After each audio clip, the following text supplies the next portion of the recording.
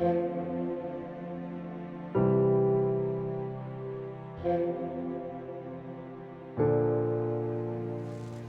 everybody, thanks for joining me again. I'm at Tombstone Tour today, up on Dartmoor. Haven't been here for several months, so I thought I'd come up, have a scout around, see how the landscape's changed. Haven't been out much because the weather's just been so poor, and even this morning I'm having to dodge some really heavy downpours. But if any of you have been to Tombstone Tour, you know that the car park is right by the tour, and there's some different habitats here. So there's the wild moor behind me, and if I take a trip down into the valley, it's a little bit more sheltered. So lots of different choices here.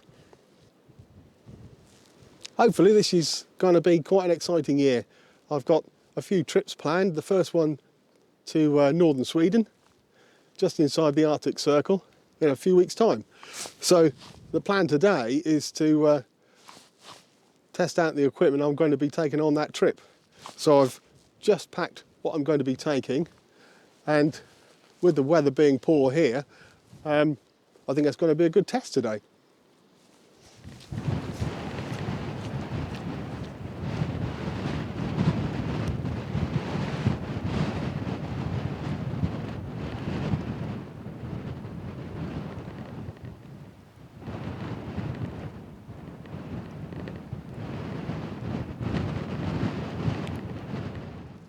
So there may not be any snow up here on Dartmoor, but it's certainly cold. There's a biting wind making my face numb and making it difficult to talk.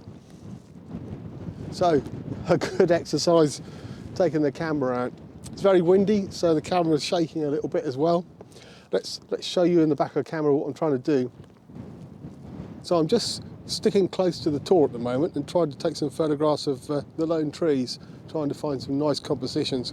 Quite like this one with this tree just arching over the top of the tour in the distance. As you can see, very windy.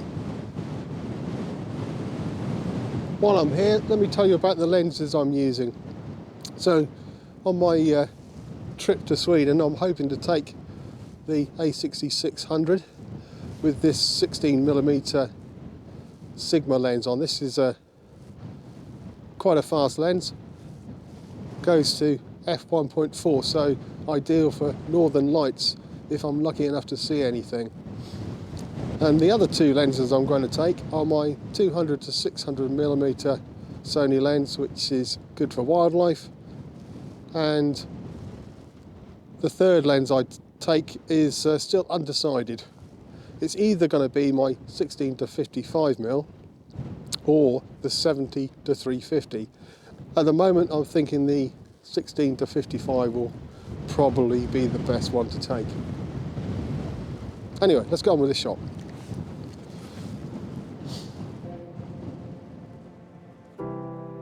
So despite the terrible weather and the wind, I came away with a really nice photograph of this tree bending in the wind, and I've left a space between the tree and the tour beyond and showing the other trees in the distance.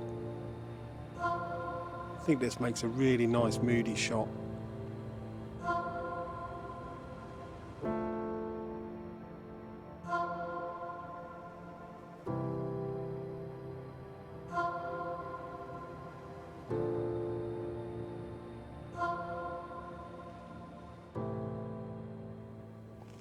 Wow, it was definitely the right decision to stay close to the car.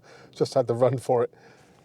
There was a hailstorm, then some rain, and I think it's just letting up a bit now, but still very dark, as you can see.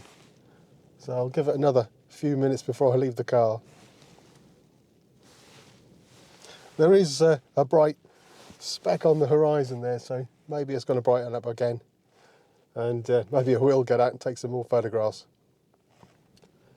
But certainly makes for some dramatic scenery, and it really is giving me a good test with all the equipment.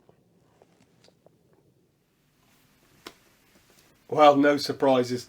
the weather outside on the moor is just terrible today, so I've decided to come inside. Last thing I want to do is break any of the gear just before I go on a trip. Anyway, what I was trying to do was explain what I'm going to take on this trip to the Arctic Circle.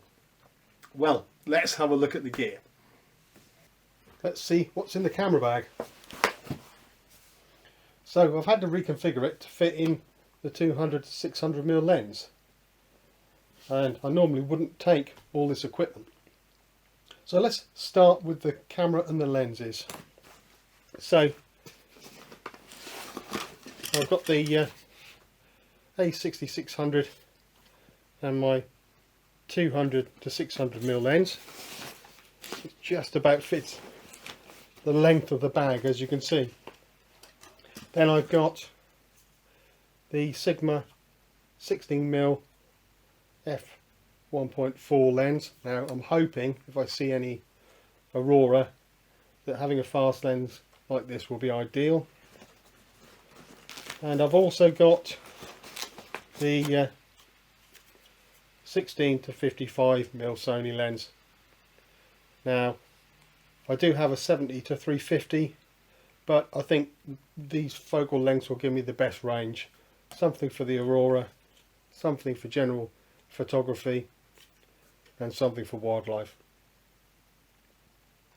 So next on the camera lineup, I've actually got a DJI Pocket 2. This is just a case, I'm actually filming with it at the moment.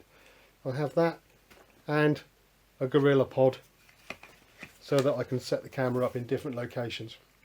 Now I'm also taking my GoPro, but the problem with these two is going to be the batteries are captive, and in the cold weather the batteries will run out quickly, so I'm doubtful how much use they're going to be.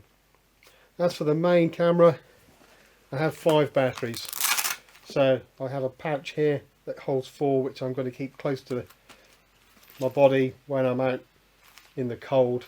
That will keep them nice and warm, and then as I use them up I'll recycle them and hopefully get a little bit more use out of them once they warm up again.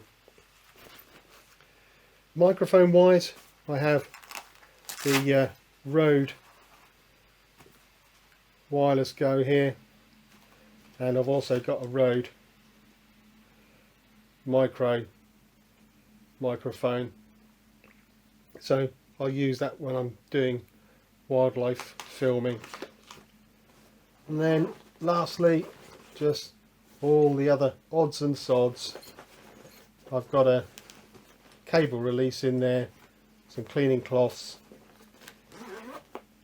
and that's about it. I really don't like filming these vlogs indoors. I'd much rather be out showing you the countryside. So let's go back out onto the moor and end the video there.